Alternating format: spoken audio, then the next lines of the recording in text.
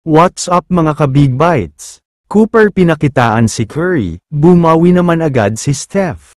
Pero bago ka sana magpatuloy sa panunood ay huwag mong kalimutang mag-subscribe sa aking YouTube channel.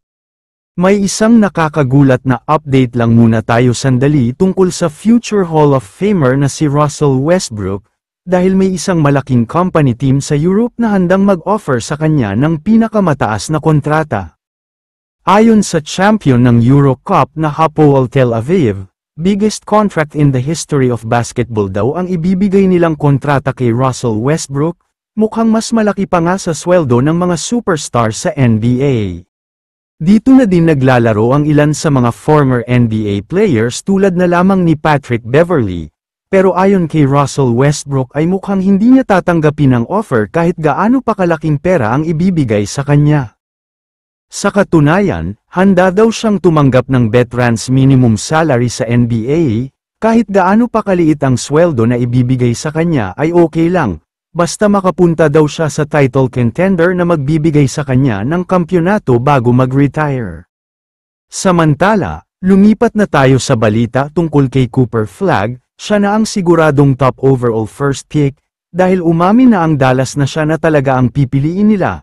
Hindi masyadong kilala tulad ni Wemby pero mahusay pala siya. Pero sa kabila ng high-class talent niya, patuloy pa din siya sa pagpapalakas, sa katunayan ay sumali siya sa training camp ni Stephen Curry, gusto nga daw niyang matuto sa idol niya at sa best of the best player ng NBA. Napakaganda ang pinakita niya, mukhang deserve nga talaga niya na tawaging top overall first pick. May isang part pa nga na lumipad siya mula sa malayo dahil sa dunk niya, sobrang nakakabilib talaga ang player na ito.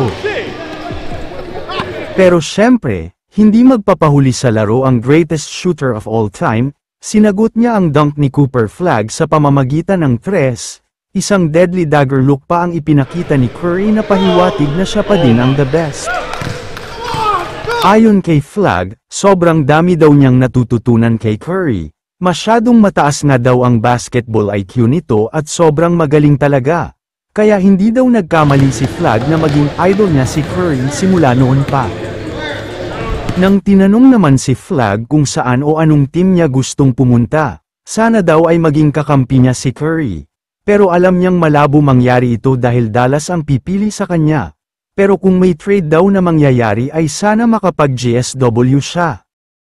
Kaya naman kung kayo ang tatanungin, ano ang masasabi nyo sa balitang ito?